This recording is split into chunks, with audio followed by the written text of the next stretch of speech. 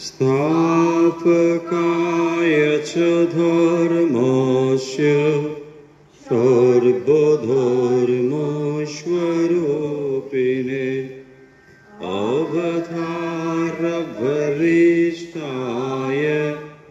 रामकृष्णाय ते नमः।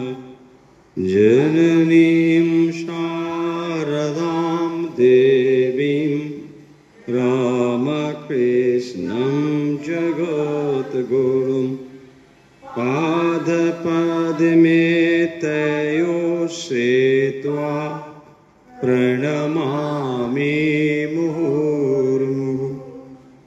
नमः श्रीयतिराजाय विवेकानन्दसूरये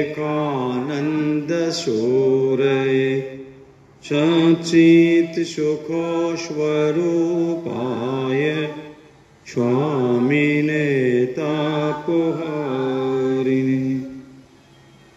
ঠাকুর মা স্বামীজির প্রিয় ভক্ত অনুরাগীবৃন্দ, আজকের অনুধ্যানে আপনাদের সবাইকে আন্তরিক স্বাগত জানাচ্ছি। আজ আমরা শ্রী শ্রী রামকৃষ্ণ কথামৃত এই বিষয় নিয়ে অনুধ্যান করব। শ্রী শ্রী রামকৃষ্ণ কথামৃত আমরা এখন এক একটি বিষয় ধরে আলোচনা করছি। আজ আমরা যে বিষয় ধরে আলোচনা করব তা হলো কর্মযোগ। শ্রী রামকৃষ্ণ কথামৃতের বিভিন্ন জায়গায় বিভিন্ন প্রসঙ্গে কথামৃতে কর্মযোগ আলোচিত হয়েছে, তাই আজকে আমরা সেই বিষয়েই আলোচনা করব। শ্রী শ্রী রামকৃষ্ণ কথামৃত এবং প্রসঙ্গ হল কর্মযোগ। ওম তব কথামৃতম তপ্ত জীবনম কবিভিরৃথম কলমশাপহম শ্রবণ মঙ্গলম শ্রীমদাততম ভুবি গৃহন্তি ये হরিদা জনঃ। শ্রী শ্রী রামকৃষ্ণ কথামৃত আপনাদের কাছে নতুন কোনো বিষয় নয়। রামকৃষ্ণ কথামৃতে ঠাকুর যখন ভক্তরা আসতেন তাদের কাছে বিভিন্ন প্রসঙ্গে বিভিন্ন বিষয় বলতেন এবং সেই সমস্ত বিষয় মাস্টারমশাই শ্রীম কথামৃতকার তিনি সেগুলোকে নিজের জন্য লিখে রাখতেন এবং পরবর্তী সময়ে সেই সমস্ত লেখা থেকেই একটি পূর্ণাঙ্গ গ্রন্থ যা রামকৃষ্ণ কথামৃত নামে প্রকাশিত হয়েছে।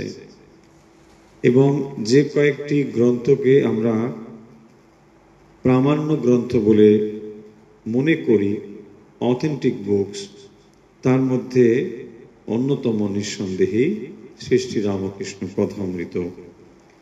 কথামৃতের আজ আমরা যেটি পড়ব তা হল কর্মযোগ প্রসঙ্গ, অর্থাৎ যেখানে যেখানে কর্মযোগ নিয়ে আলোচনা করা হয়েছে সেই বিষয়েই আমরা আজকের আলোচনার মধ্যে নিয়ে আসব। কর্মযোগ বিষয়টি কি আগে আমরা একটু আলোচনা করে নিই, তারপর কথামৃতের মধ্যে আসছি। কথামৃতে বা এমনিতে যদি আমরা কর্মযোগ এই বিষয়টি দেখি, কর্মযোগ চারটি যোগের মধ্যে অন্যতম হলো কর্মযোগ।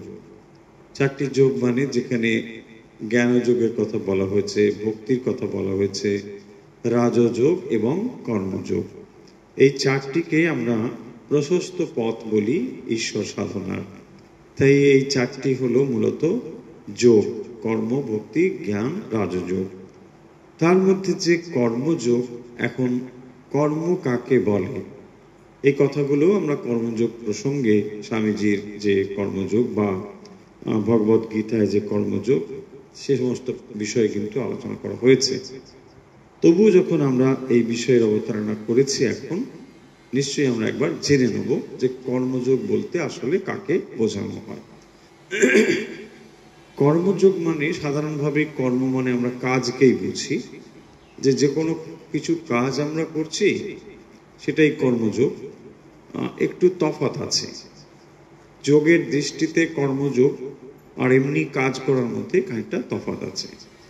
এমনি যে আমরা কাজ করছি, আমরা সারাদিন কত কিছুই না করছি, শারীরিক কাজ করছি, মানসিক কাজ করছি, অনেক রকম কাজ করি। শরীর দিয়ে আপনি যা কিছু করছেন সেটা একরকম হয়, মনে আপনি নানা রকম চিন্তা করছেন সেটাও একরকম কাজ, ফলে অনেক রকম হতে পারে। এখন প্রশ্ন হচ্ছে, তাহলে যখন আমরা যোগের মধ্যে নিয়ে আসবো, তাহলে কি এগুলোকে সবগুলোকে ধরবো নাকি কোনটাকে বাদ দেবো?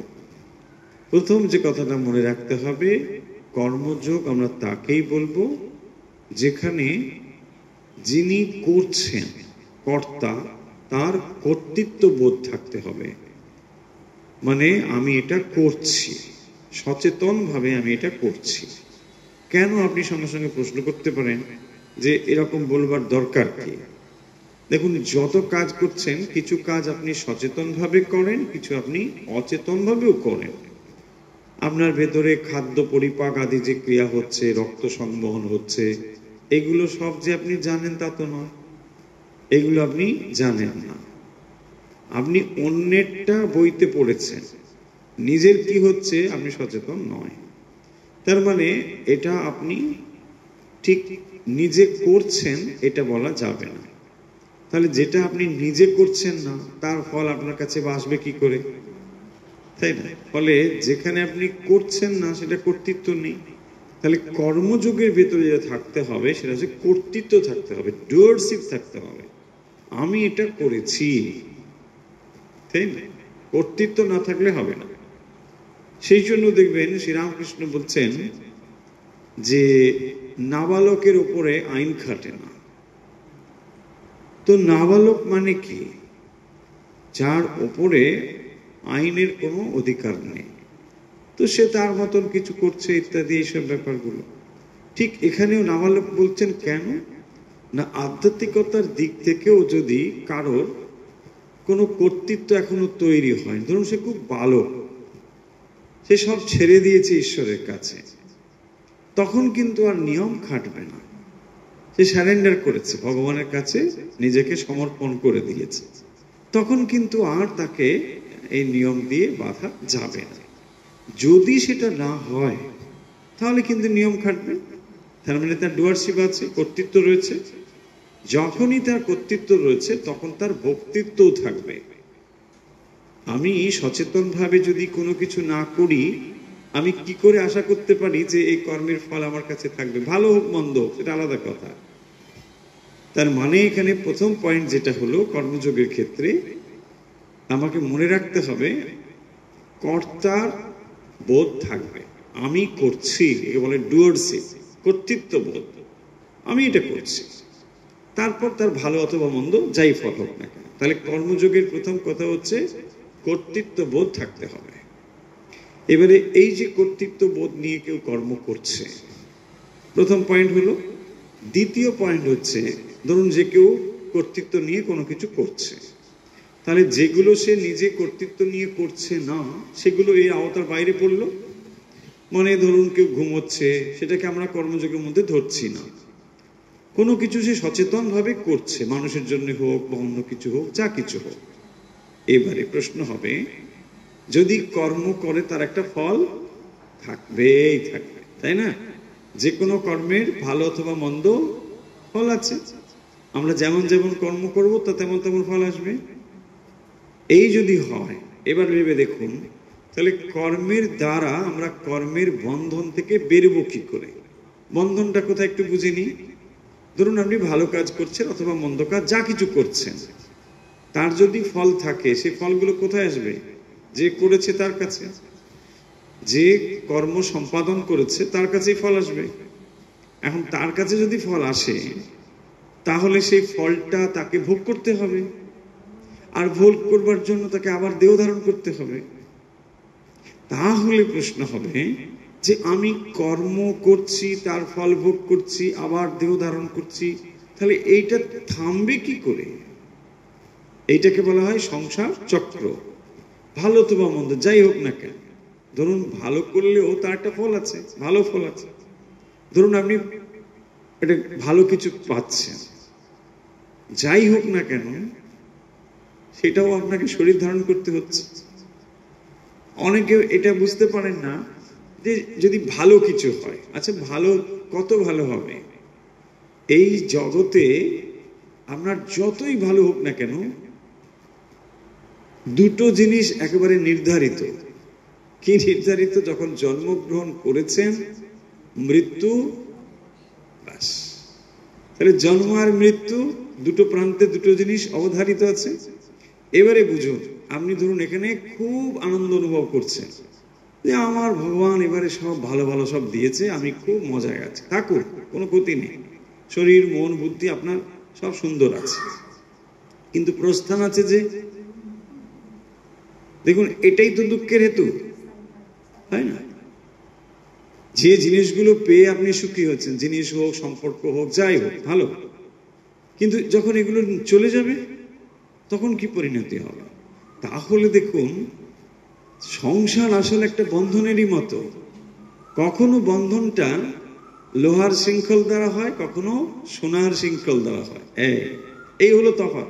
বন্ধন কিন্তু এটা সত্যই। দেখুন তাহলে জীবন সংগ্রামের জন্য যে মানুষটি রাত দিন পরিশ্রম করছে, কত কিছু পরিশ্রম করছে, সে একটা বন্ধনের মধ্যেই আছে। যদি এটাকে আমরা লোহার শেকল বলি, তাহলে ধরুন এখানে সুখ ভোগ করছে অনেক মানুষ, আনন্দে আছে, অর্থ উপার্জন করছে, নানা রকম ভাবে আছে, সেটাও শৃঙ্খল।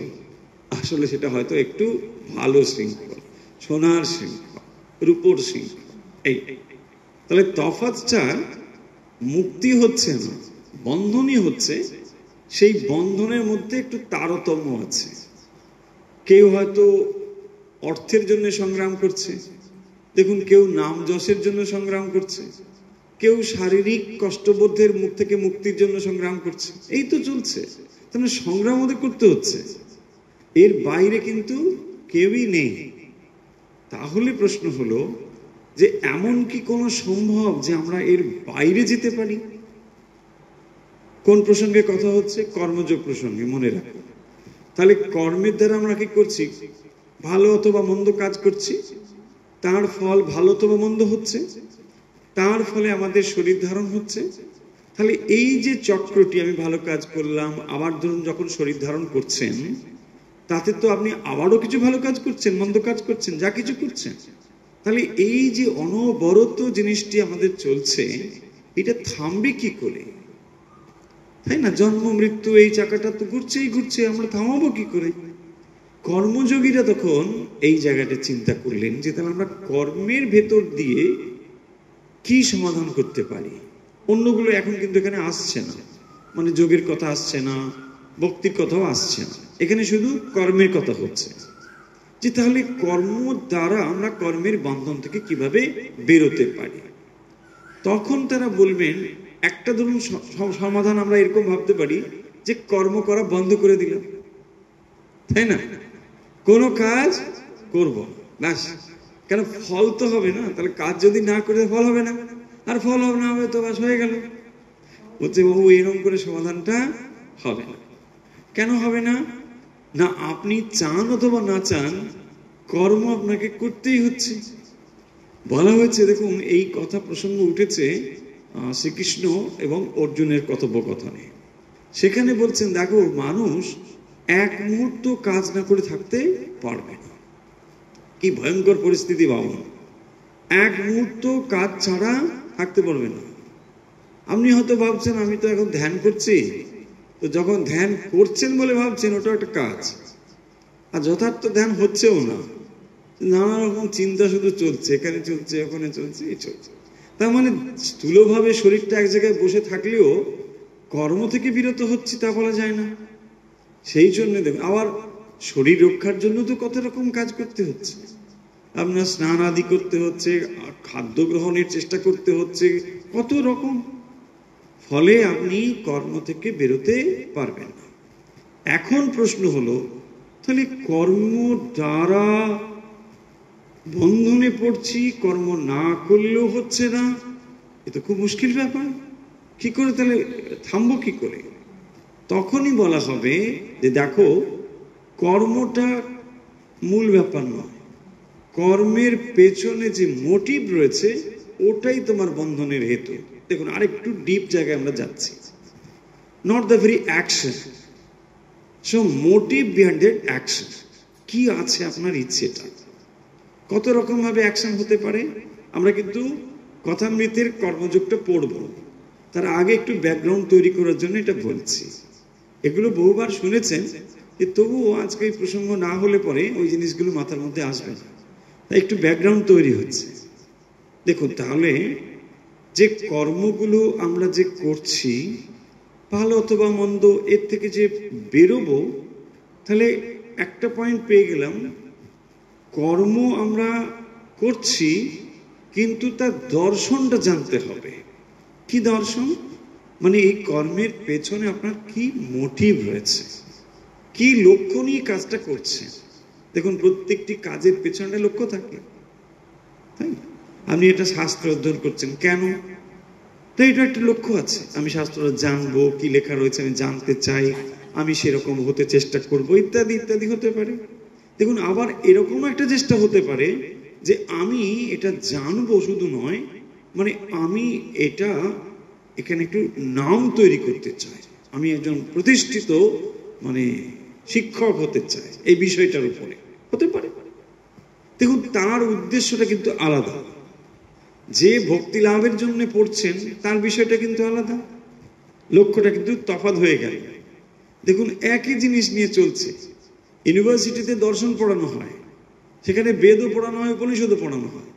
যারা ওখানে পড়ছেন সবার না হলেও অধিকাংশরই লক্ষ্য হচ্ছে একটি সার্টিফিকেট নেওয়া, একটা ডিগ্রি তৈরি করা, তাই না? সেখানে তো তারা মুক্ত হওয়ার জন্য পড়ছেন যে আমি উপনিষদটা পড়ে আমি বেদান্ত চর্চা করে আমি মুক্তির জন্য চেষ্টা করছি, তা করছেন না। দেখুন, তাহলে বেদান্ত তারা পড়ছেন, কিন্তু সেটা লক্ষ্যটা আলাদা। সেখানে অর্থ উপার্জন হতে পারে, চাকরি করা হতে পারে, অন্য কিছু হতে পারে। তাহলে অ্যাকশন একরকম হলেও রেজাল্ট একরকম হবে না। এখানেই কথাটা আসবে যে তাহলে আমি কি করব এখন? দেখো, কাজ তুমি অনেক রকম ভাবে করতে পারো। ফলের আশা রেখেও কাজ করতে পারো, ফলের না আশা করেও কাজ করতে পারো। বাবা, এটা আবার হয় নাকি? যা, এটা হয়। তুমি যদি কাজটা এক ভগবানের জন্য করো, আর দুই সকলের জন্য করো। কিরকম? বহু জন সুখায় বহু জন হিতায়। সবার জন্য করছি, সবার মধ্যে আপনিও আছেন, কিন্তু যে করছে সেও সবার মধ্যেই আছে। সবার জন্য আমি করছি, এর দ্বারা সবার ভালো হবে। যিনি ঈশ্বরে বিশ্বাস করেন তিনি বলছেন না, আমার ভগবানের জন্যই আমি করছি। দেখো, তাহলে এই দুটো জিনিস যদি তার কাছে হয়, তাহলে সরাসরি তিনি কিন্তু ফলের জন্য করছেন না, বলছেন না আমি ফলটা চাই না। তাহলে কেন করছি? ভগবত প্রীতি। তাহলে পয়েন্ট নাম্বার নোট করতে পারেন এগুলো। যে পয়েন্ট হলো এই, হয় ভগবত প্রীতির জন্য করছি, আর না হলে কিসের জন্য করছি? বহু জন সুখায় বহু জন হিতায়। সকলের মঙ্গলের জন্য করছি অথবা ভগবানের জন্য করছি। দুটো অলমোস্ট একই কথা, কিন্তু দুটো অ্যাঙ্গেল থেকে বলা। কারো কারো দেখবেন ভগবানে বিশ্বাস নেই, বলছে আমি ভগবান মানি না। তো তাহলে তাকে কি করে শুরু করতে পারে? না, তুই সবার জন্য করো। করতে করতে ধীরে ধীরে এই অবস্থাটা যদি তার চালু থাকে, অবশেষে সে বুঝতে পারবে সকলের জন্য করতে গেলে আসলে ভগবানের জন্যই করতে হবে। কারণ না হলে কোনো ব্যক্তির জন্য করলে পরে সেটা স্বার্থপরতার জন্ম দেবে। তাই মানুষের জন্য না করে ভগবানের জন্য কর। মানুষের জন্য মানে সকলের জন্য করলে ঠিক আছে, ব্যক্তি বিশেষের জন্য করলে সেটা হবে না। এইভাবে কিন্তু কর্মযোগের ব্যাপারগুলো ধীরে ধীরে আসছে। তাহলে এইখানেই আসবে নিষ্কাম কর্ম, এই জায়গায় এর। তাহলে যে কর্ম করছি তার ভেতরে যদি ফল থাকে, কামনা সংযুক্ত হলে ফল থাকবে, তাহলে কিন্তু আপনি কর্মের বন্ধন থেকে কখনোই বেরোতে পারবেন না। সেই কারণের জন্য কর্মযোগী বা ভক্ত তারাও কি করেন, যে কিছু কর্ম করবার পরে ভগবানের পায়ে সমর্পণ, ব্যাস, শ্রী রামকৃষ্ণ অর্পণ, ব্যাস, প্রভু ফল যা হয় তুমি বোঝো, তোমাকেই দিলাম। এই কর্মের যদি কোনো ফল থাকে সে ফল আমি চাই না, তোমাকেই দিলাম। এইভাবে দিলেই তো সব হয়ে গেল না, এটা অভ্যাস করবার জন্য করা হচ্ছে। করতে করতে করতে করতে নিজের সব কিছুকে সে যেন সমর্পণ করে দিতে চায়। এই হলো কর্ম কিভাবে যোগে রূপান্তরিত হয়। দেখুন, তাহলে একটা ছিল কর্ম, সেই কর্মটি নির্দিষ্ট লক্ষ্য সংযুক্তভাবে করতে পারলে এই কর্মই নিষ্কামভাবে করা সম্ভব এবং তার ফলে এটি যোগ এ রূপান্তরিত হতে পারে। শ্রীমদ্ ভগবত গীতাতে ভগবান অর্জুনকে এই প্রসঙ্গ করেছে। আমরা এখন পড়ছি এ যুগের ভগবত গীতা, এ যুগের বেদান্ত কথামৃত। সেই কথামৃতে শ্রীরামকৃষ্ণ এই প্রসঙ্গগুলো কখন কিভাবে করেছেন তার খানিকটা অংশ আমরা আজকে দেখব। বলছেন, দেখুন শ্রীরামকৃষ্ণ, তবে কর্ম একেবারে ত্যাগ করবার জো নেই। শ্রীরামকৃষ্ণ বলছেন, দেখুন কেন, ওই যে ভগবত গীতার সময় একবার অর্জুনকে বলে দিয়েছিলেন, আবার এত বছর পরে ওই কথাটাই প্রায় ঘুরে এসেছে। তবে কর্ম একেবারে ত্যাগ করবার জো নেই। তোমার প্রকৃতিতে তোমায় কর্ম করাবে। দেখুন, অর্জুনকে যে কথা বলেছিলেন আপনি ঠিক সেই কথাই এখানে পেয়ে যাচ্ছেন। তিনি তো বলেছেন, আবার এখন বলছেন তোমার প্রকৃতিতে তোমায় কর্ম করাবে। তোমার প্রকৃতি আছে। প্রকৃতি কি? সত্য, রজ, তম। আপনার সাত্ত্বিক প্রকৃতি হলে তার অনুযায়ী কর্ম রয়েছে, রাজসিক হলে সে অনুযায়ী কর্ম, তামসিক হলেও সে অনুযায়ী অবস্থাটা রয়েছে।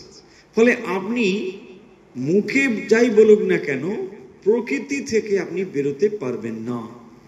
প্রকৃতি আপনি যে অর্থেই ধরুন, প্রকৃতি যদি আপনি মহামায়া অর্থে ধরেন তাও হবে, প্রকৃতি যদি আপনি নেচার অর্থে ধরেন তাও হবে। আপনি যদি বলেন আপনার নেচার বলেন, একটা মানুষের নেচার এরকম, ওই নেচারটাই এমন যে আপনি কাজ না করে থাকতে পারবেন না। তাহলে কি হলো সেটাই শ্রীরামকৃষ্ণ বলছেন, তা তুমি ইচ্ছে করো আর নাই করো। তুমি যদি ইচ্ছে করো বা না করো, ইচ্ছে করলে কর্মকে ছুঁড়ে ফেলতে পারবে না। দেখুন, এটা হয়, অনেক মানুষ আছেন হয়তো একটা খুব ভালো জায়গা, সেখানে খুব একটা কর্মের কিছু নেই, নির্জন জায়গা, সাধন ভজনের জন্য মন দিয়ে করা যেতে পারে, কিন্তু সেখানেও তার মন টিকছে। এমন অনেক মানুষ আছে। তার মানে কি, মানসিকভাবে তিনি তৈরি নন। সেই নির্জনতা, সেই পরিবেশটা হয়তো এত ফেভারেবল, একজন হয়তো ডুবে যাচ্ছেন সাধন ভজনে, বা হয়তো অন্যজন খুঁজছেন যে জীবনে কখন এরকম একটা পরিবেশ পাই, হ্যাঁ একটা নির্জনতা পেলে মন প্রাণ দিয়ে সাধন ভজন করব। বাস্তবিক একজন ওখানে সেখানে যখন গিয়েছেন ওই রকম অবস্থায়, তিনি খুঁজছেন কি করে আমি পালিয়ে চাই। দেখুন, মায়াবতীতে যদি যান, মায়াবতীর এত নির্জনতা, প্রথম হয়তো 2-4 দিন ভালো লাগবে আপনার, তারপরে বলে না আমার ওই কলকাতা কোথায় গেল, হ্যাঁ বাস কোথায়, ট্রাম কোথায়, ওখানে ভিড় কোথায়, বুঝে না থাকতে পারছি। ওখানে এতই নির্জনতা। মায়াবতীতে গেলে দেখবেন এত নির্জনতা, কেউ নেই, শুধু কয়েকজন ভক্ত যারা থাকেন, হয়তো ওরাই 2-1 জন গেছেন, আর বেশি কেউ নেই।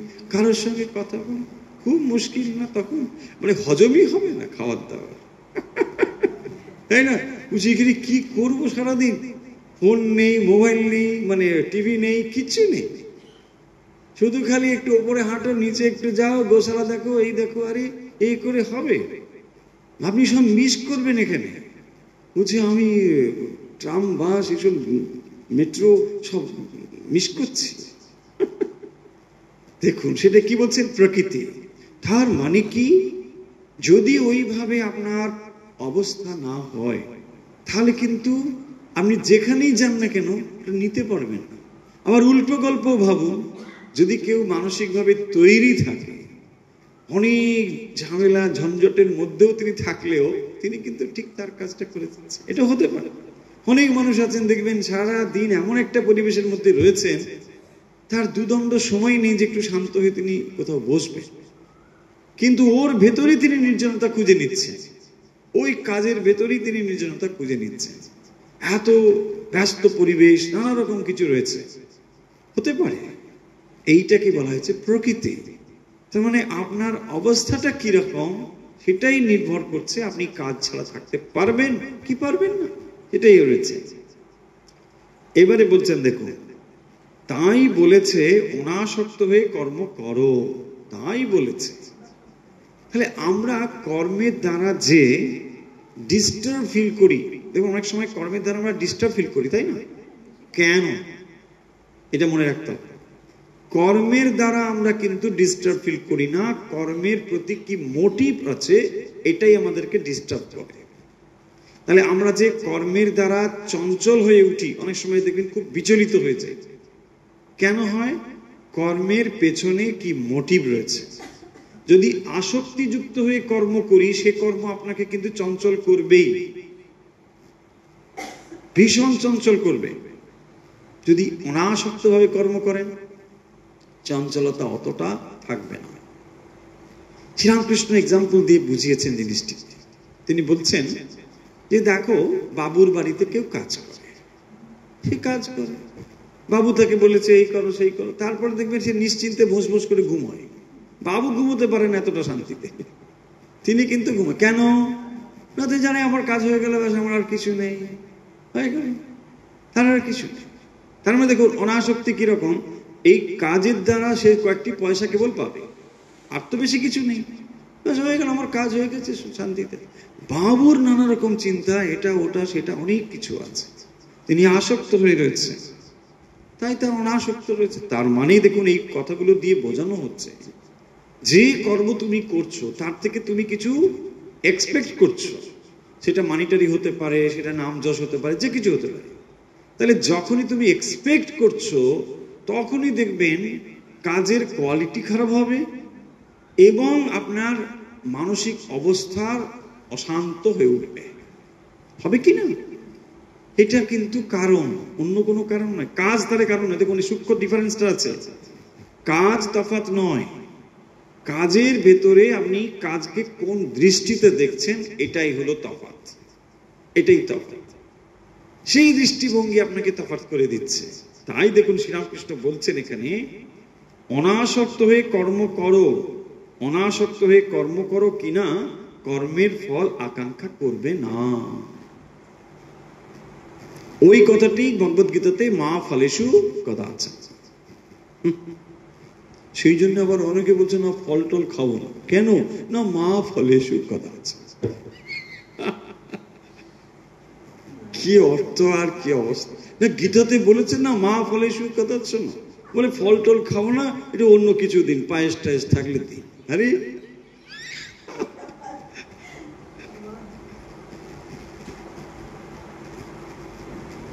তাহলে দেখুন কি বলা হচ্ছে, যে কর্মের প্রতি অনাসক্ত হয়ে কর্ম করো। আসক্তি থাকলে দেখুন, তাহলে কর্মের দ্বারা যে চঞ্চলতা তৈরি হয় তা কিন্তু আসক্তির জন্য।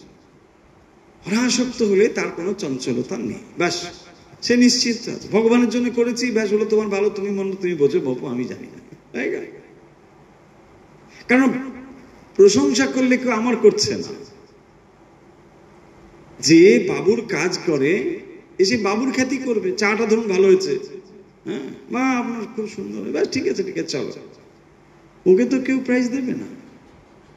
খারাপ হলেও ওর কিছু নেই, যা আমি করে দিচ্ছি, আমি এর বেশি জানি না, ব্যাস হয়ে গেল, তার 7 খুন মাপ। আপনি কি বলবেন তাকে? সেটা কাপ ভেঙে ফেললো, ডিশ ভেঙে ফেললো, আপনি কি বলবেন? হ্যাঁ ঠিক আছে চলো, কি করবে? এ তো আপনার সকলেই জানে।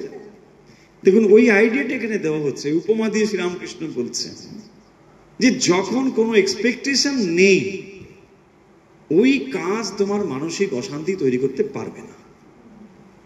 তাহলে মানসিক অশান্তির কারণ কাজ নয়, সূক্ষ্ম তফাৎ। কাজের প্রতি মোটিভ, কি লক্ষ্য নিয়ে কাজ করছি, এটাই। সো এক্সপেকটেশন নিয়ে কাজ করলে পরে দেখুন কাজের কোয়ালিটিও খারাপ হয়ে যাবে। কোয়ালিটি খারাপ হয়। সেই জন্য দেখবেন অফিসে কাজ, কিছু মনে করবেন না, অনেকে হয়তো অফিসে কাজ টাজ করতে পারে, অফিসে কাজ করলে ওখানে ফাঁকি দিলে আনন্দ হয়, তাই না? এটা যদি ফাঁকি, আজকে 2 ঘন্টা না, মানে ফাঁকি কি মজাই ভাই, মজাই মজা। কিন্তু দেখুন, যেটা আপনি ভালোবেসে করেন, ধরুন কোথাও একটু আপনি স্বেচ্ছায় কর্ম করেন, মন্দিরে কাজ করেন ইত্যাদি, ওখানে কিন্তু আপনি ফাঁকি দিতে চান, বুঝলেন না? ওটা কারণ কি, ওদের কোনো কর্মের পেছনে একটা আনন্দ আছে, তাই না? তাহলে ডিউটি বাউন্ড যেখানে, সেখানে আনন্দ নেই, তাই ফাঁকি দিলে আনন্দ হয়, তাই না? যে কাজ দেখবেন আপনার এক্সপেকটেশন ছাড়া করছে না, ওখানে আপনি 100% দেওয়ার চেষ্টা করেন, বুঝে না একটু ভালো করে করি, আরে ঠাকুর ঘর মুছছে না, একটু ভালো করে মুছি। কিন্তু অন্য জায়গায় যদি বলা হয় না, একটু ফাঁকি দিয়ে, তফাৎটা আমরা বোঝার জন্য বলছি, অন্য কোনো কথা না। তার মানে দেখুন, যেখানে আমরা কোনো একটা এক্সপেকটেশন নিয়ে কাজ, সেটা হতে পারে স্যালারি, হতে পারে হতে পারে, সেখানে ফাঁকি দিলে খুশি হচ্ছে। কিন্তু ওই মানুষটাই যখন আমার কাজ করছে, ঠাকুর মন্দিরে হোক, যেখানে হোক, সে খুব অ্যালার্ট আছে, বলছে না না, ভালো করে করতে হবে, সুন্দর করে করতে হবে, ঠাকুরে ভোগ দেওয়া হবে না, হেই স্নান করো, হেই কাপড় ছাড়ো, এইসব কত রকম নিজে তৈরি হয়ে যাচ্ছে, বলছে না ঠাকুরে ভোগ দেওয়া হবে, এরকম করে করতে পারে, ভালো করে কাটো, সুন্দর করে কাটো।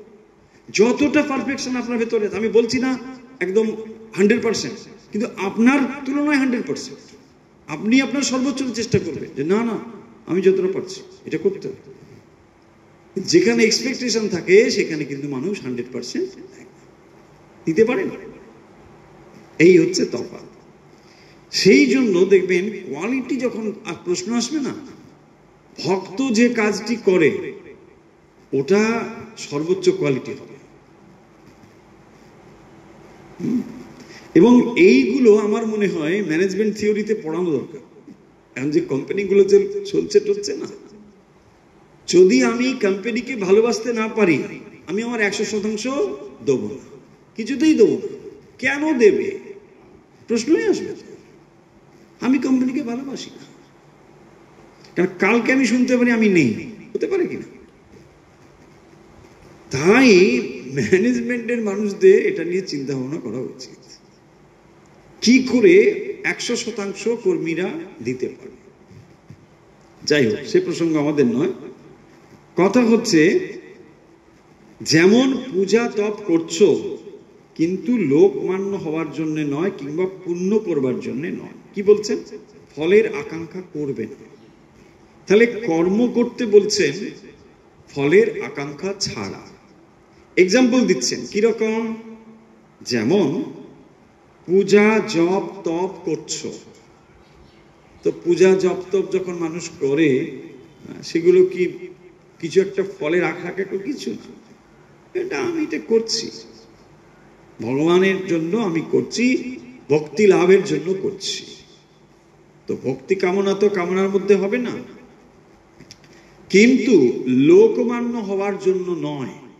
তার মানে পুজো জপ এই যে করা হচ্ছে, যে যথার্থ রূপে এটা করে, সেখানে নিশ্চয়ই লোকমান্য হওয়ার ব্যাপার নেই, কিংবা পুণ্য করবার জন্যও নয়, যে আমার পুণ্য হবে, আমি পুজো করছি পুণ্য করে হবে। দেখুন, পুজোর ভেতরেও এই ভাব থাকতে পারে, কিন্তু যিনি ভক্তিকামী, ভক্তি লাভ করতে চান, তার ভেতরে পুণ্যর আকাঙ্ক্ষা থাকবে না, ভক্তি হচ্ছে তার লক্ষ্য।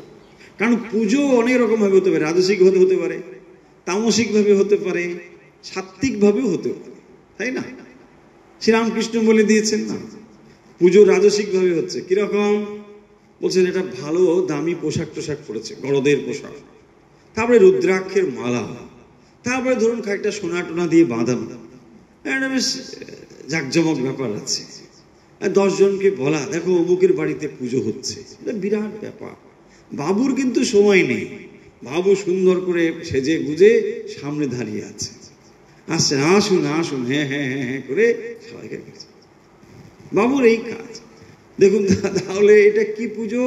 রাজসিক পুজো, লোককে দেখানো হচ্ছে, তার সময় নেই। বলছে আপনি কি মন্দিরে গিয়েছিলেন? বলছে না না, ওখানে একটা ঠাকুর মশাই দেওয়া আছে, ওই ঠাকুর মশাই ওখানে করছে, না হয়ে গেল, ওকে সামান্য কিছু অর্থ টর্থ দিয়ে দায় মুকুব হয়ে গেল, তিনি এটা করে যাচ্ছেন। আর বাবু কিন্তু ব্যস্ত সামাজিকতা নিয়ে, লৌকিকতা নিয়ে।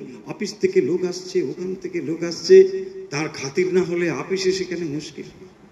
এই বিরাট ব্যাপার, এর আর ব্যাখ্যার দরকার হবে না।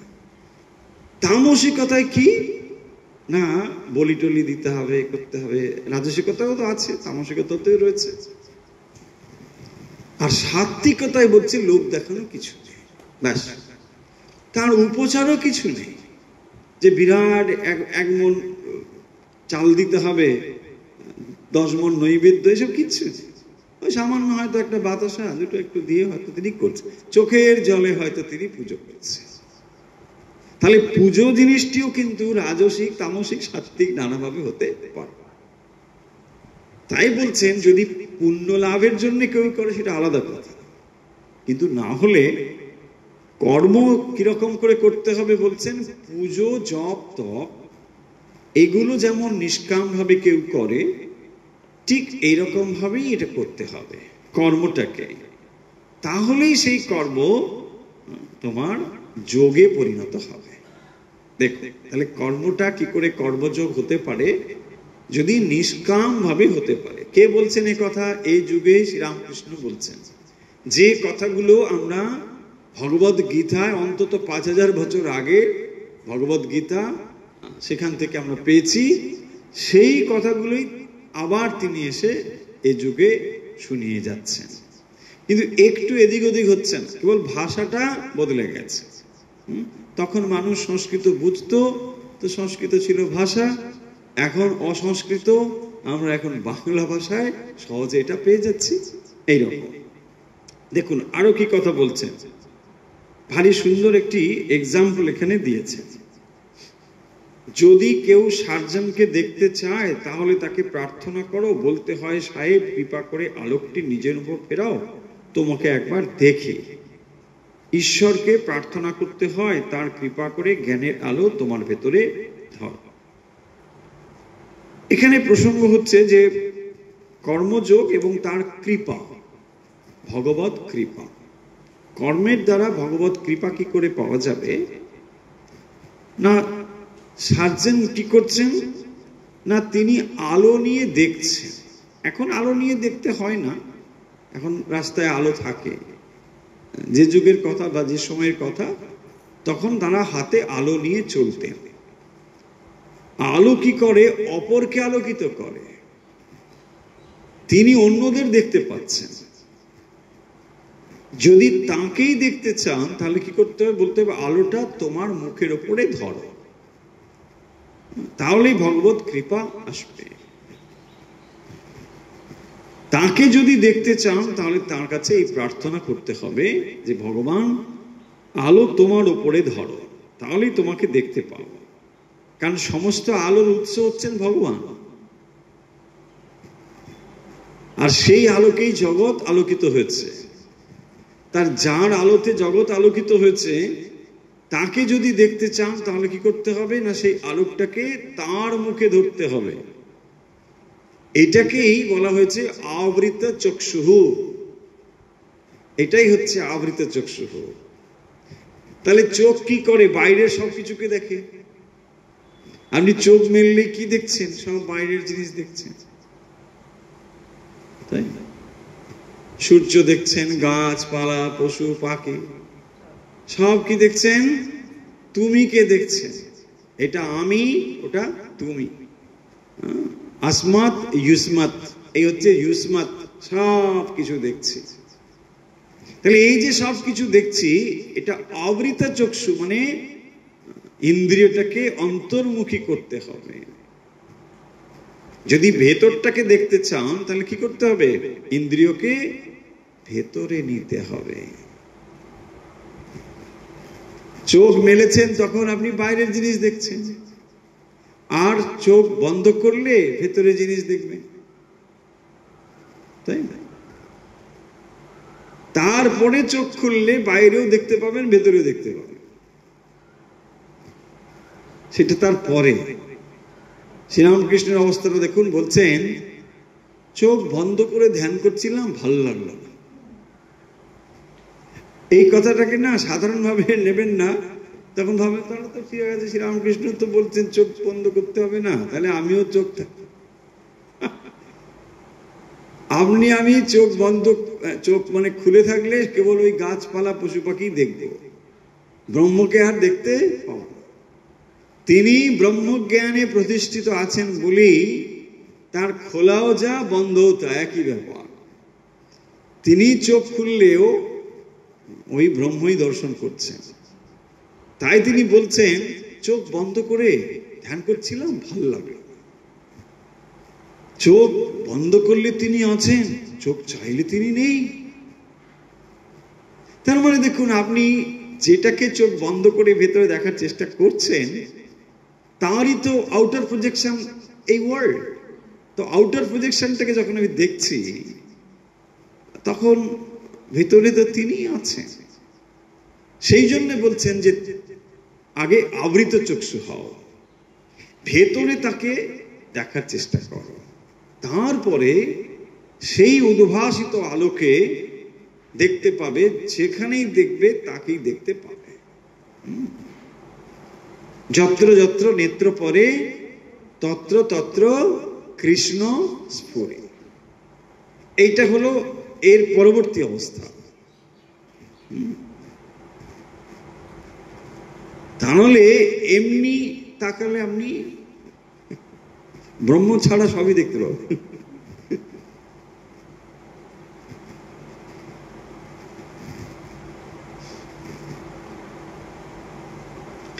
এরূপ অনাসক্ত হয়ে কর্ম করবার নাম কর্মযোগ। কথামৃতের কথায় আমরা আজকে কর্মযোগ পড়ছি। দেখুন, কর্মযোগ আমরা সাধারণত ভগবত গীতায় পড়েছি, স্বামীজির কর্মযোগ তো আমরা পড়েছি, শ্রীরামকৃষ্ণ কথামৃতে কর্মযোগের কথা বলেছেন, সেইটি আজ আমরা পড়ছি। এরূপ অনাসক্ত হয়ে কর্ম করবার নাম কর্মযোগ। তাহলে কর্মযোগে যে যে পয়েন্টগুলো মাস্ট আগে বলা হয়েছে আর একবার বলিনি। কর্মযোগের ভেতরে থাকতে হবে ডুয়ারশিপ, থাকতে হবে কর্তৃত্ব, থাকতে হবে আমি এটা করছি, সচেতন ভাবে করছি। যদি সচেতন ভাবে আপনি কর্ম না করেন তাহলে রেজাল্ট আপনার কাছে আসবে না। Point number 1। দ্বিতীয় পয়েন্টটি হচ্ছে কর্ম করলেই সেটা যোগ হবে না। কর্ম এবং কর্মযোগের মধ্যে তফাৎ রয়েছে। সমস্ত কর্ম যোগ নয়। কি করে সেটা যোগ হবে না? যদি এটি ঈশ্বর লাভের উপায় হয় তবে সেটা যোগ হবে। কি করে কর্ম আমাদের যোগে রূপান্তরিত হবে? কেন একটু আগেই বলা হলো কর্ম হলে তার ফল থাকবে। তাহলে আমি কর্ম এবং ফল এ যদি নিশ্চিত রূপে চলতে থাকে তাহলে কর্মের বন্ধন থেকে আমি বেরোবো কি করে? তখনই বলা হবে কর্মবন্ধনের হেতু নয়, হেতু কোন উদ্দেশ্য নিয়ে কর্ম করা হচ্ছে। দেখুন, তাই না? এই হলো তফাৎ। কারণ প্রথমেই আমরা দেখবো যে কর্ম করাই যদি কারণ কর্মই ছেড়ে দাও, সেটা রয়েছে। দেখবেন অর্জুন ভগবানকে বলছেন যে এই যদি বিপদ হয় তাহলে তো কর্মটা না করাই ভালো। বলছে না যুদ্ধ করব না, বলছে যুদ্ধ টুদ্ধ আমি করবো না। কেন? তার থেকে বরং ভিক্ষা করে খাবো। আছে কথা ভগবত গীতায় বলছে এর থেকে ভিক্ষা করে খাওয়া ভালো, আমি এসবের মধ্যে যাব না। দেখুন, আপনাদের শুনে কি ভালো লাগবে? বলছে বা অর্জুন তো খুব ভালো মানুষ, বলছে ভিক্ষা টিক্ষা করবে না, মানে ভিক্ষা করে খাবে, মানুষজন মারবে না, এ তো মানে শান্তিপ্রিয় লোকজন। আচ্ছা, যদি এইটাই তার মনে হবে তাহলে যুদ্ধক্ষেত্রে এসে হাজির হয়েছে কেন? ও কি যুদ্ধক্ষেত্রে ভেবেছিল এখানে কি মানে অন্য কিছু হবে? এখানে ক্রিকেট খেলা হবে?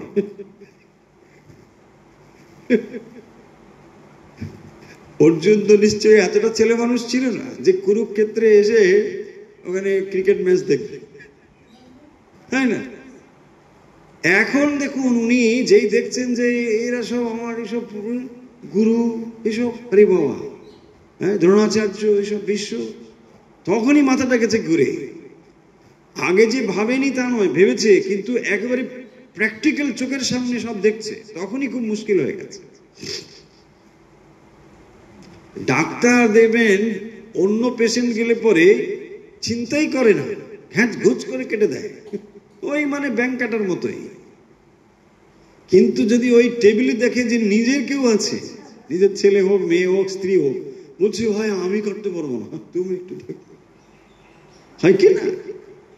তারপরে দেখুন তিনি এত এফিসিয়েন্ট, অর্জুন কম এফিসিয়েন্ট? পরাক্রমশালী বীর অর্জুন, আরে বাবা, তারও কি অবস্থা, বলছে আমি এটা করবো না।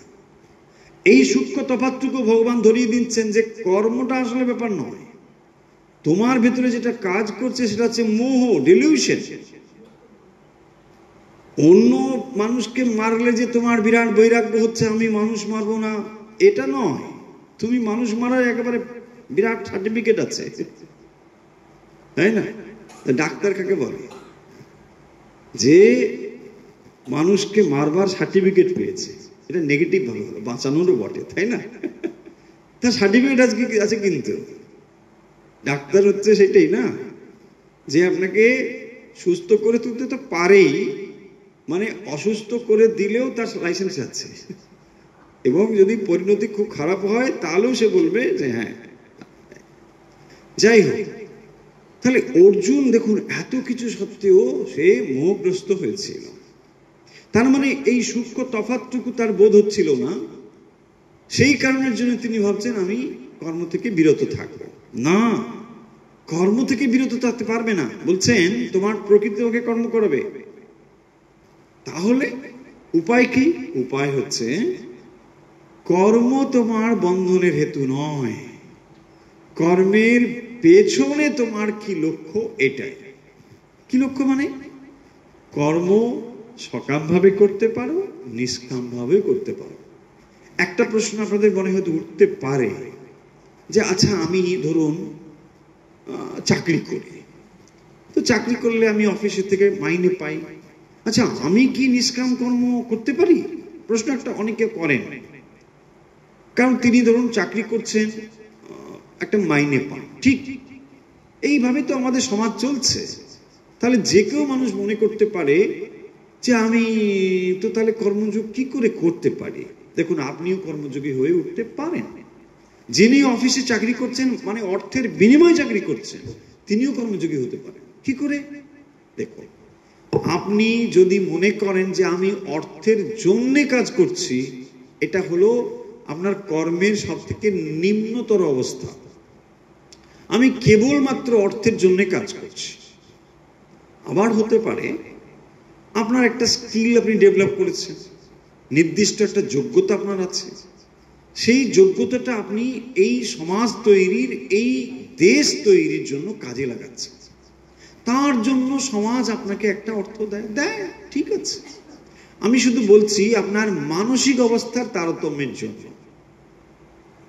আপনি রোজ অফিস যাচ্ছেন, রোজ কাজ করছেন, কিন্তু মানসিকতাটা যদি বদলে নিতে পারেন, আমি কেবল অর্থের জন্য যদি কাজ করি এটা স্লেভারিতে গিয়ে পৌঁছবে, আমি তো প্রায় কেনাই হয়ে গেছি, তাই না, আমি কাজ করতে বাধ্য আছি। ন, মোটিভটা হচ্ছে যে আমার কাজ হতে পারে আমি একটা কোম্পানিতে ধরুন একটা একটা একটা একটা ছোট্ট পিন তৈরি করি, হতে পারে আমার এটাই সারা জীবনের কাজ, কথার কথা।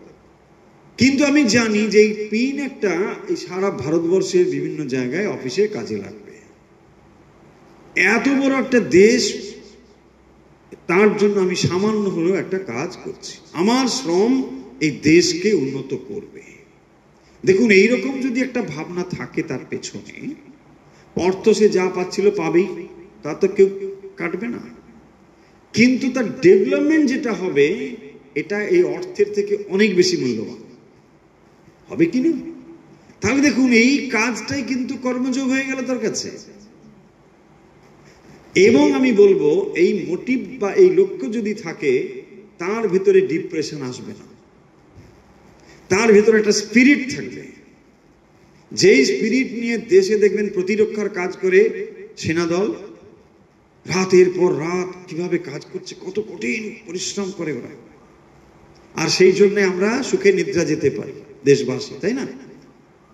ওরাও তো একটা শপথ নিয়ে কাজ করছে, তারাও তো মানুষ। তা দেখুন এদের থেকে এই মানুষটি খুব কম কম নয়। সেও ভাবছে যে আমার একটা সামান্য শ্রম নয় এটা, এর দ্বারা কিন্তু একটা দেশ উন্নত হবে, একটা জাতি উন্নত হবে, আমি একদিন উন্নত ভারতবর্ষকে দেখব, সেই স্বপ্নে সে কাজ করছে। দেখুন, তাহলে এটা হতে পারে? প্রসঙ্গক্রমে মনে এলো বলে অনেকেই প্রশ্ন করেন যে আমি অফিসে কাজ করি মাইনের বিনিময়ে, তাহলে আমি কি নিষ্কাম কর্মযোগী হতে পারি? নিশ্চয়ই পারে, নিশ্চয়ই পারে। আপনি যেখানেই কাজ করুন, অর্থের বিনিময়ে তো মানুষ সর্বত্রই কাজ করছেন। সমাজ থেকে আপনি সমাজের সেবা করছেন, সমাজ আপনাকে একটা অর্থ দেয়, এই তো, আর কি, সমস্যা কিছু নেই। কিন্তু মোটিভটা যদি আপনি ভেতরে পরিবর্তন করতে পারেন, তাহলে দেখবেন কোয়ালিটি অফ ওয়ার্ক ভালো হবে, and quality of your mind also will increase. আপনার মনের কোয়ালিটিও দেখবেন সুন্দর হবে। সেই জন্যে যে কথাটি আমাদের বারবার মনে রাখতে হবে, যে কোনো কাজের ভেতর দিয়ে আপনার মনের অবস্থার কি হচ্ছে এইটা আগে মনে রাখবেন। যে কোনো কাজ আপনি করুন, সব সময় মনে রাখুন কাজের থেকে ইম্পর্টেন্ট হচ্ছে আপনার মন, কারণ ইউ আর দি ডুয়ার, আপনিই করছেন। দিনের শেষে আপনাকে মাইন্ডকে হ্যান্ডেল করতে হবে। আপনি যদি একটা মানুষকে কোনোভাবে আঘাত দেন, কোনোভাবে কথা বলেন, যা কিছু করেন, ওটা মনের উপর গিয়ে পড়ছে। ফলে কোনো কাজ যেন আপনার মানসিক অবস্থাকে বিঘ্নিত না করে, সব সময় ভাবতে হবে। তবেই দেখবেন সমস্ত কাজ ধীরে ধীরে ঈশ্বরমুখী হয়ে উঠবে, এবং কোয়ালিটি অফ ওয়ার্ক যাকে আমরা বলি, এটা ডেফিনেটলি ইনক্রিজ করবে, হতে বাধ্য। এরই এক ধাপ এগুলি হচ্ছে ওয়ার্ক ইজ ওয়ারশিপ। এর থেকে জাস্ট এক ধাপ উপরে উঠতে হবে।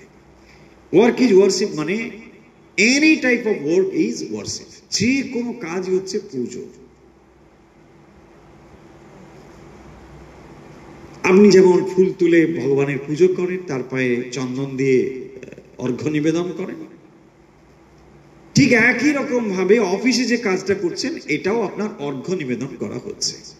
একটা আলাদা ডাইমেনশন, একটা মাত্রা তার সঙ্গে যুক্ত হচ্ছে।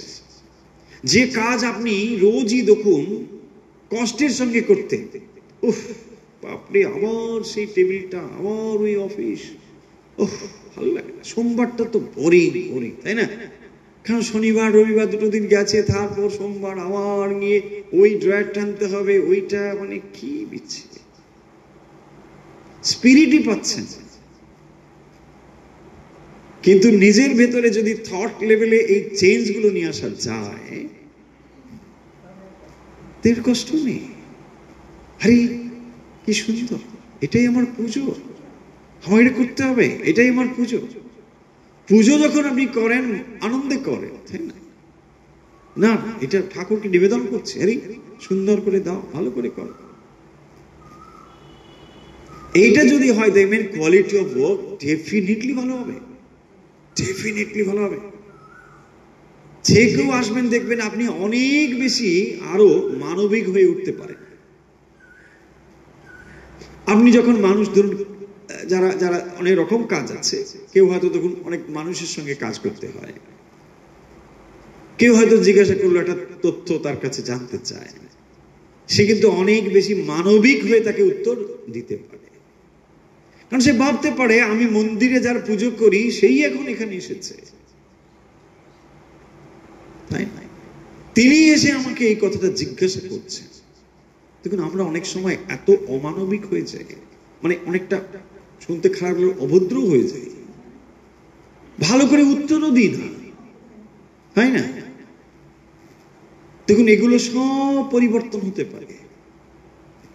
এবং ধরুন কাউকে যদি আমি উত্তর ভালোভাবে না দিই, আমরা মনে কি ভাবছি, লোকটা চলে গেল, না, সব সব এখানে থাকলো, সমস্ত ইমপ্রেশন এখানে থাকছে। এটা ইরেজ করতে পারবেন না, কিছুতেই পারবেন। ও লোকটা হয়তো একটা তথ্য না পেয়ে মনের কষ্টে চলে গেল, পাশে আরেকজন কথাকে জিজ্ঞাসা করে হয়তো পেয়ে যাবে।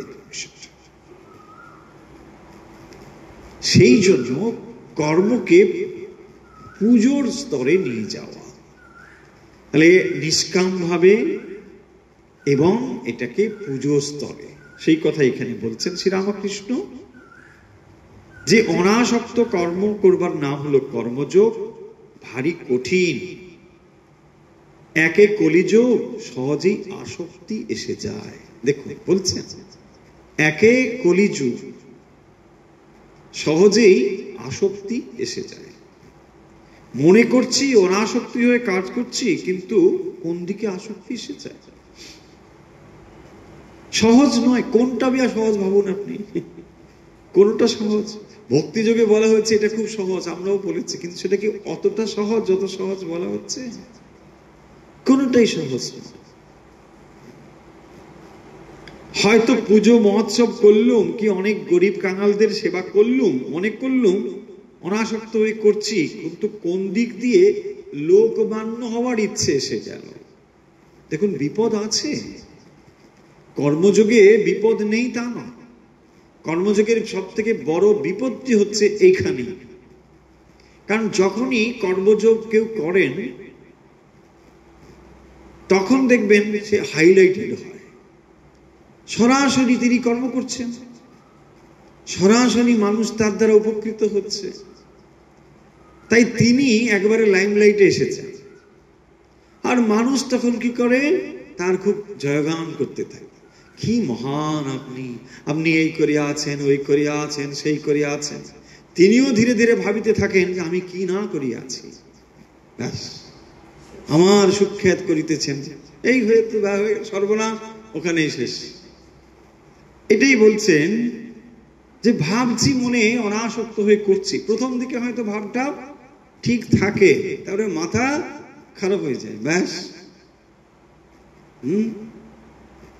অনেকে কি করে? নিজের স্ট্যাচু বানায়। হ্যাঁ, আরে এটা এমনি এমনি নয়, অ্যাপ্রিসিয়েশন। তার পেছনে এমন স্থাবক আছে, হ্যাঁ, আপনি জানেন না আপনি কি মহান, আপনি কিছু করবেন না, আমরাই করছি। আরে বাপরে বাপ, কি অবস্থা ভাবো।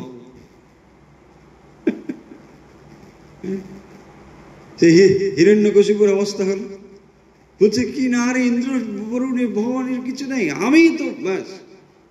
তার ছেলেকে বলছে, বিষ্ণু আবার কি, আমি তো বিষ্ণু, আমি তো ভগবান। বলছে না বাবা, তা হবে না। হ্যাঁ রে, এইসব মারো। আমার ছেলে কি বুদ্ধি, আর কি পাঠশালায় পড়েছে, ষণ্ড আর অমর্ক দুজন, তাই ধরে নিয়ে এসছে। বলছে এই পড়িয়েছে তুমি? হ্যাঁ, আমার পাঠশালায় এই শিখেছে। তবে দেখুন, একেবারে অনাসক্ত হওয়া সম্ভব কেবল তার যার ঈশ্বর দর্শন হয়েছে, এইখানে কথা। দেখুন এখন তাহলে প্রশ্ন হবে যে তাহলে তো হতাশের কথাই হয়ে গেল, অনাসক্ত করে পারবো না, করতে করতে কখনো আসক্ত হয়ে যাবে, তাহলে কি করব? বলছে না, অনাসক্ত মানে আসক্ত হয়ে যাব বলেই বন্ধ করে দেবো, এটা তাও ভালো কথা নয়। করতে করতে দেখবেন যিনি এটা করছেন আর যিনি আসক্ত হচ্ছেন, চেষ্টা করলে তিনিও অনাসক্ত হতে পারেন, তার ভেতরে সম্ভাবনা আছে। ধরুন যিনি বারবার পরীক্ষা দিয়ে ফেল করছেন, যদি পাস কেউ করে তিনিই তো করবে, যে একেবারে পরীক্ষা দিচ্ছে না তার সম্ভাবনা আছে কি? আবার দেখুন অনেক সময় যিনি পরীক্ষা দিচ্ছেন, দিয়ে ফেল করছেন, তিনি 0 পান, আর যিনি অ্যাপিয়ারই করেননি তাকে হয়তো আমরা 0ই দিচ্ছি, কিন্তু দুটো 0 কি একই? যিনি অনেকবার পরীক্ষা দিয়ে ফেল করেছে, আরে তিনি অনেক এগিয়ে আছে। তাই জন্য এটা ভাববেন না যে আর কি হবে, ও করেও তো সেই আসক্ত হয়ে যাব, সেই জন্য আমি না কিছুই করছি না, কর্ম করে আবার আসক্ত হয়ে যাব, তাই আমি কর্ম করছি না। সেই জন্য শুরুটা করতে হবে। যে কোনো সাধনার বিপদ আছে, যে কোনো সাধনার সতর্কতাও রয়েছে। ভক্তিতে কি নেই? কত আছে। ভক্তিতে প্রথম যে জিনিসটা এসে হাজির হবে বিপদ, সেটা হচ্ছে গোঁড়ামি। ভক্ত একদম ভক্তিতে যদি প্রশস্ত চিন্তা না থাকে, দার্শনিক মতবাদের উপর প্রতিষ্ঠিত না থাকে, গোঁড়ামি। তার প্রতিফলন কি? আমারটাই ঠিক আর সবার ভুল, ব্যাস, একে বলে গোঁড়ামি। আছে সম্প্রদায় অনেক আছে, নাম বলবো না, কিন্তু এরকম তারা মনে করেন যে তারা যেটা করছেন একদম ঠিক আর বাকি সব ভুল। ভগবান স্বয়ং গীতাতে বলছেন, তারা আবার গীতা মানে বলছেন, ইয়ে যথা মাং প্রপদ্যন্তে তাং তথৈব ভজাম্যহম। তার অর্থ বোধ করি তারা ঠিক মতো মানে মন দিয়ে বুঝছেন। ভগবান স্বয়ং বলছেন, ইয়ে যথা মাং প্রপদ্যন্তে, যে যেভাবে ভজনা করছেন সে আমাকেই করছে বলছে। দেখুন শ্রীরামকৃষ্ণ কত সুন্দর করে বলছেন। আচ্ছা, যে ছেলেটি বা অথবা পা বলছে, পুরো বাবা বলতে পারছে, সে তো বাবাকেই ডাকছে। হ্যাঁ, একদম ঠিক। তাহলে তোমার এই কথা বলবার কি অধিকার আছে যে এইটা না ভজনা করলে তার সমূহ বিপদ? দেখুন কি, কেন? ওই গোঁড়ামি, গোঁড়ামিতে ঢুকে পড়েছে, তাই জন্যে ব্যাস এইটা না করলে সব গেল। সবেতেই বিপদ আছে, তাই বিপদ সতর্কতা তো থাকবেই। আর এই তো যোগের কথা হচ্ছে, আপনি রাস্তা দিয়ে গেলেও তো কত বিপদের সম্ভাবনা রয়েছে, তাই না? আপনি সুন্দরভাবে শাসন যাচ্ছেন, হঠাৎ করে কেউ একটা এসে ধাক্কা মেরে দেবে, হতে পারে কি না? আর এই যে পথ, এটা কি রয়্যাল পথ? এ তো পথের মধ্যে পথ, জীবনের শ্রেষ্ঠ পথ, যে পথের প্রান্তে ভগবান অপেক্ষা করছেন। তো সেই পথ দিয়ে যখন আপনি যাচ্ছেন, তাতে বিপদের সম্ভাবনা থাকলেও প্রাপ্তির পরিমাণও কম নয়। তো ফলে দেখুন, পাড়ার ম্যাচে হেরে যাওয়ার থেকে অলিম্পিকে হেরে যাওয়া তো সম্মানের, তাই নয় কি? বলছে, আরে আমি অলিম্পিকে গিয়ে হেরে এসেছি, আরে ভেরি গুড, সম্মানের, আসুন আপনাকে সম্বর্ধনা দেওয়া হবে, হবে কি না? হ্যাঁ, আরে কি কম কথা। তো ফলে যারা এই পথ অবলম্বন করে ব্যর্থ হচ্ছেন সেটা আলাদা কথা, কিন্তু চাইলে তিনি সফল হতেও পারবেন, সম্ভাবনা তার বেশি। আর যে কিছু না করে চুপচাপ সমালোচনা করছেন, তার কি হবে? কিছুই হলো। তাহলে দেখুন, আজকের কথা আমরা শেষ করছি। আমরা কিন্তু এই বিষয়টি নিয়ে আরো আলোচনা করব, কারণ এই কর্মযোগ বিষয়ে কথামৃতে অনেক কথা রয়েছে। আমরা কেবল খানিকটা অংশই পড়লাম। আজকে আমরা যে অংশটি পড়লাম, শ্রী শ্রী রামকৃষ্ণ কথামৃতে কর্মযোগ বিষয়ে যে আলোচনাগুলো হয়েছে তার কিছুটা অংশ এখানে পড়লাম। এখন সময় হলো একটু অভ্যাসের। আসুন তাহলে আমরা এখন অভ্যাসে যাই। যে যেখান থেকে এই মুহূর্তে আমাদের সঙ্গে রয়েছেন, মেরুদণ্ড সোজা রেখে বসবো। আমরা অভ্যাস করব প্রাণায়াম। মেরুদণ্ড সোজা রেখে বসুন।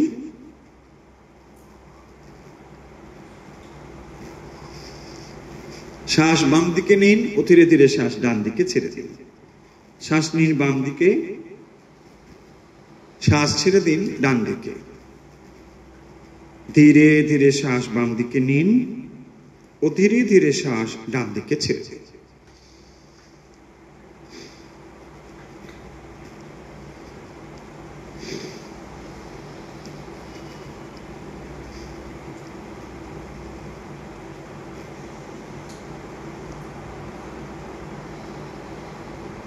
শ্বাস নিন বাম দিকে ধীরে ধীরে এবং শ্বাস ছেড়ে দিন ডান দিকে ধীরে ধীরে।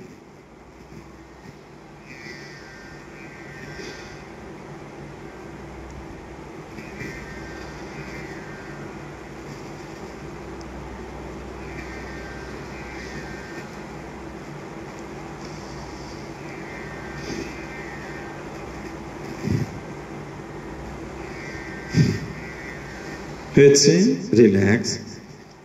এবার শ্বাস নিন ডান দিকে ও ধীরে ধীরে শ্বাস ছেড়ে দিন বাম দিকে।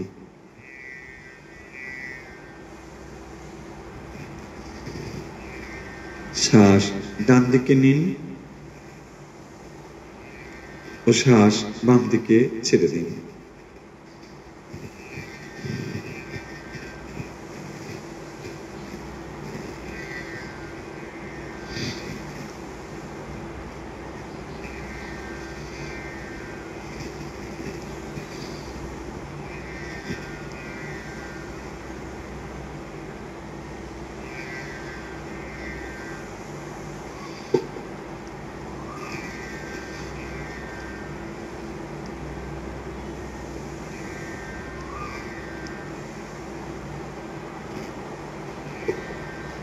হয়েছে, রিল্যাক্স। এখন আমরা শ্বাস নেব নাক দিয়ে ও ধীরে ধীরে শ্বাস ছেড়ে দেবো মুখ দিয়ে। শ্বাস নাক দিয়ে ভরে নিন, এবার ধীরে ধীরে শ্বাস মুখ দিয়ে ছেড়ে দিন।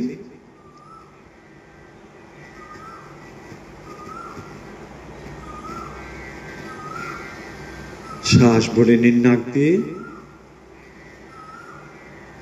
ধীরে ধীরে শ্বাস ছেড়ে দিন মুখ দিয়ে।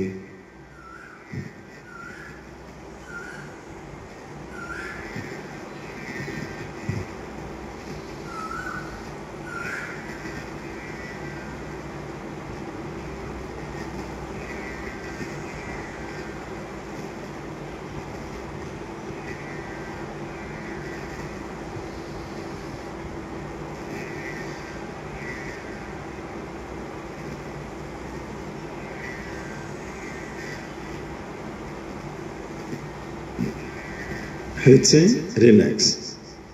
এখন আমরা সমবেতভাবে করব ওঙ্কার। মেরুদণ্ড সোজা রেখে বসুন, হাত দুটো জ্ঞান মুদ্রায় হাঁটুর উপর রেখে দিন। লম্বা শ্বাস নিন, ধীরে ধীরে শ্বাস ছেড়ে দিন। আবার লম্বা শ্বাস নিন, ধীরে ধীরে শ্বাস ছেড়ে দিন। এবার লম্বা শ্বাস নিয়ে একসঙ্গে করব ওঙ্কার।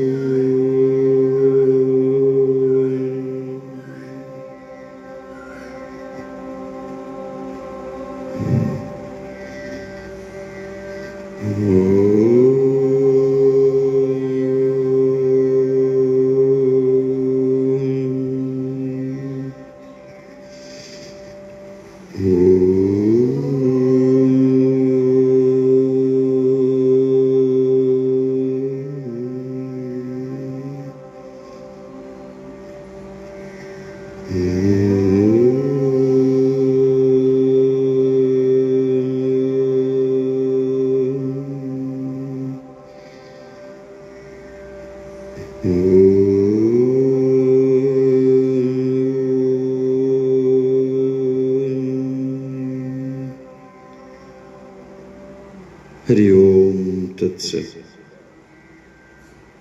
ধীরে ধীরে চোখের পাতা মেলুন, হাত নাড়ুন, পা নাড়ুন। হাত দুটো ঘষে চোখে ও মুখে স্পর্শ করে দিন। এখন সমবেতভাবে রামকৃষ্ণ শরণম।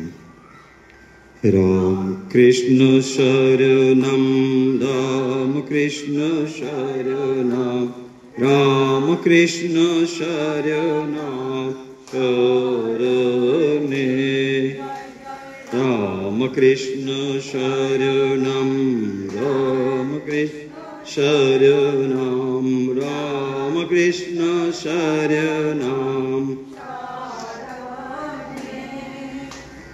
কৃপাহি কেবলম, কৃপাহি কেবলম, কৃপাহি কেবলম शरणे कृपा हि केवलं कृपा हि केवलं कृपा हि केवलं शरणे जय जय राम कृष्ण शरणं राम कृष्ण शरणं राम कृष्ण शरणं शरणे शरणागतोऽहं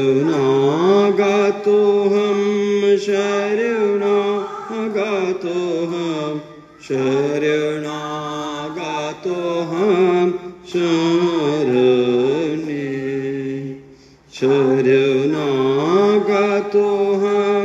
शरणागतोऽहं शरणागतोऽहं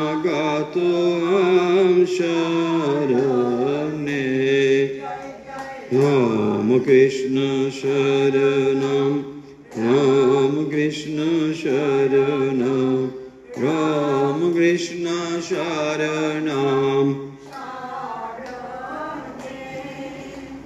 नमो श्री गुरवे नमो श्री गुरवे नमो श्री गुरवे नमो नमो नमो श्री गुरवे नमो श्री गुरवे नमो नमो राम कृष्ण शरणं कृष्ण शरणं राम कृष्ण शरणं शरणे राम कृष्ण जय जय राम राम कृष्ण जय जय राम राम कृष्ण जय जय राम कृष्ण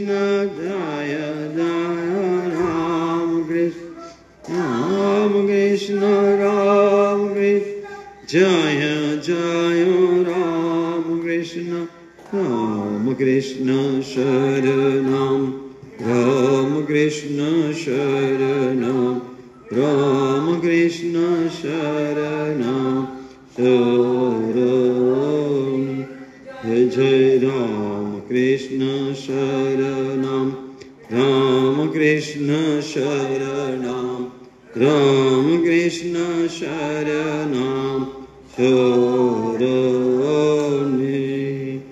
जय श्री गुरु महाराज जी की जय जय महामाई की जय जय जी महाराज जी की जय जय गंगा माई की जय আজকের মতো অনুধ্যান ও অভ্যাস এখানেই শেষ হলো।